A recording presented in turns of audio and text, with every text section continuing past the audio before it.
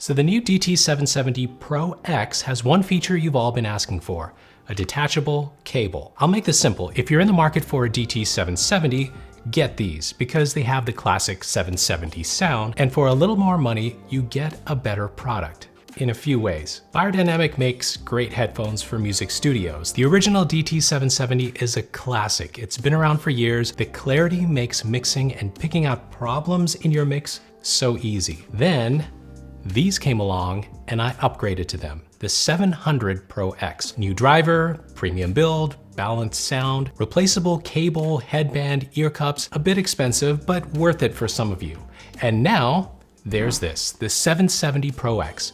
And this is the one you should get because they've upgraded more than you can see. So this was announced at NAMM this year for their 100-year anniversary, and they aim to do something they should have done a long time ago. Update one of their most popular studio headphones. So yeah, you heard that right. They updated an industry standard. Now, don't worry, the original 770 is still available. You can still buy that one in 32, 80, and 250 ohm variations. But this new limited edition Pro X version is only available in 48 ohms with a new Stellar 45 driver, the same one they used in the more premium 700 Pro X. And they tuned these to sound like the original 770. So did they get it right?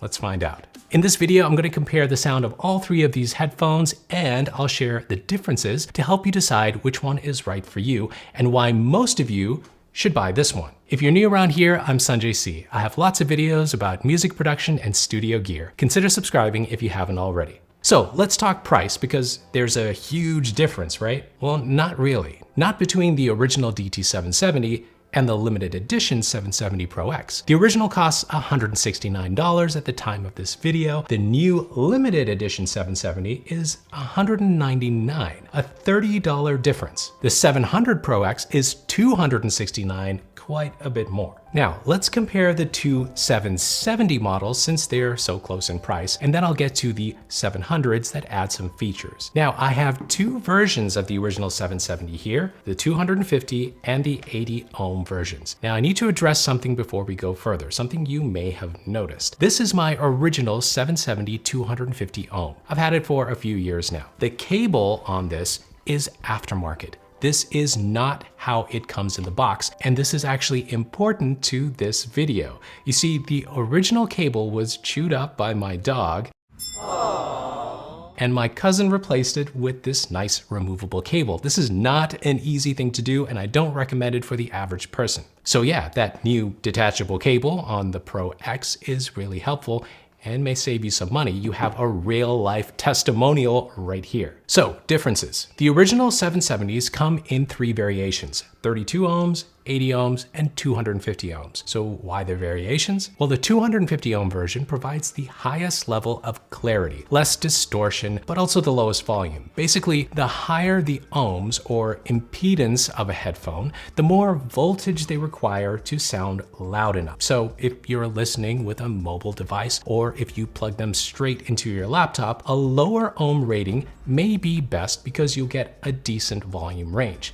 Now, let me say that I've used the 250 ohm versions for a long time, and I don't really need that much more volume with any of the sources I plug them into. But it's good to keep this difference in mind because some of you may prefer having a headphone amp with the 250 ohm version. For studios, I recommend either the 80 or 250 ohm versions. So how about the limited edition 770? Well, it comes in only one variation: 48 ohms. The driver on this new limited edition has been updated from the originals. They updated the membrane pattern, used a stronger magnet, and a new voice coil. But here's the thing, if the old ones provide the same sound as the new one is mimicking, then is all that stuff worth it? There is also a difference in the frequency response. The originals have a frequency response of 5 Hz to 35 kHz, and the 770 Pro X is 5 Hz to 40 kHz. Now, one of the biggest differences is right here.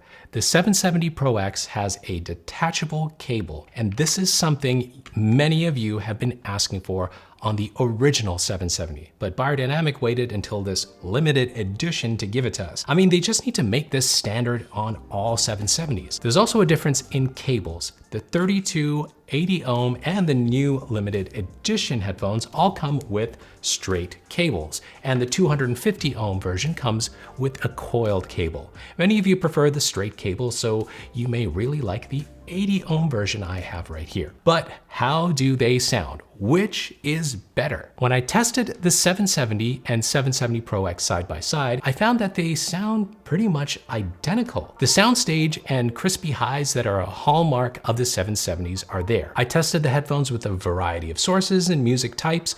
Hi-hats are still super clear and crisp. The separation of sound is still excellent, just the same. Now, I actually prefer the stronger output of the new Pro X because they just put out enough volume right off the bat, and I'm not cranking up the volume when I switch from another set of headphones with lower impedance. I mean, that may just be a me problem, but these solve it. I actually tested the 770 Pro X against both the 250 and 80 ohm 770s, and yeah, they have the same sound character. Isolation was also the same. It's the same design, nearly identical housing and everything, so I wasn't expecting them to be different in the isolation area. Comfort as well, just the same. I do love the comfort of these headphones. Okay, so we need to compare these limited edition 770 Pro X's to the premium 700s. These 700s were released 2 years ago with new drivers, a detachable cable, detachable ear cups, headband, pretty much everything replaceable. And remember, the new limited edition 770 Pro X's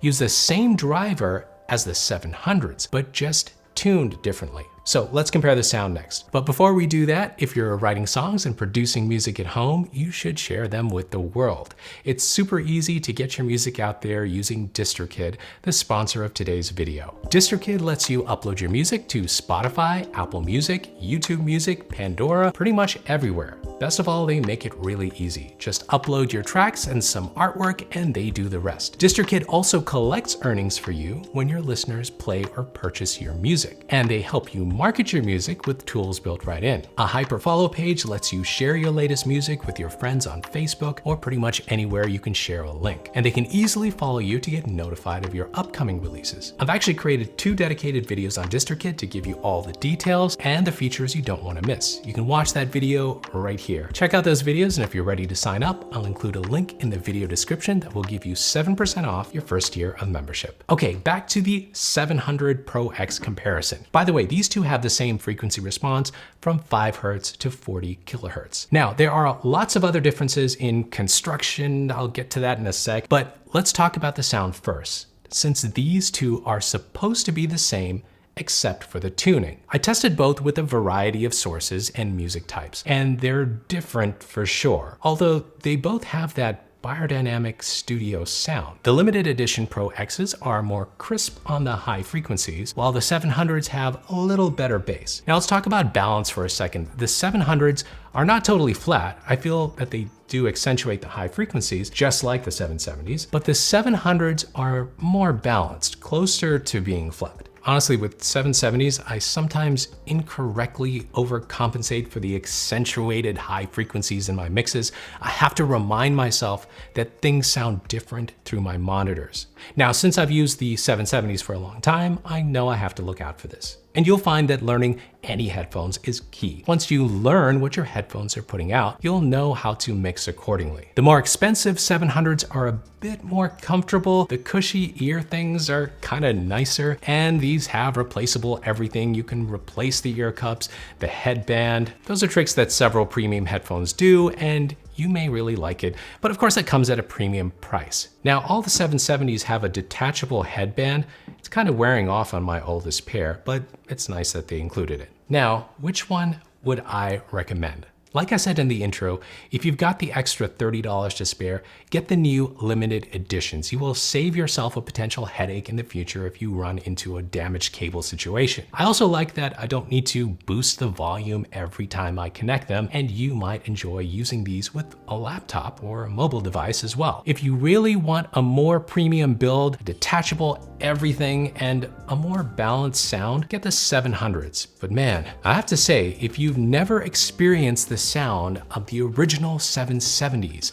It's time you do. These are one of my most recommended headphones ever, and I still stand by that. And now with the detachable cable option on the Limited Pro X version, it's pretty much everything we've asked for. Now, if only Beyerdynamic would make these editions permanent. That whole limited edition thing worries me. If you're interested in buying any of these headphones, you'll find links below. And if you want to know how well Beyerdynamic stacks up against some of the best studio headphones on the market, watch my comparison video right here. Keep making the music you love, and I'll see you in the next video.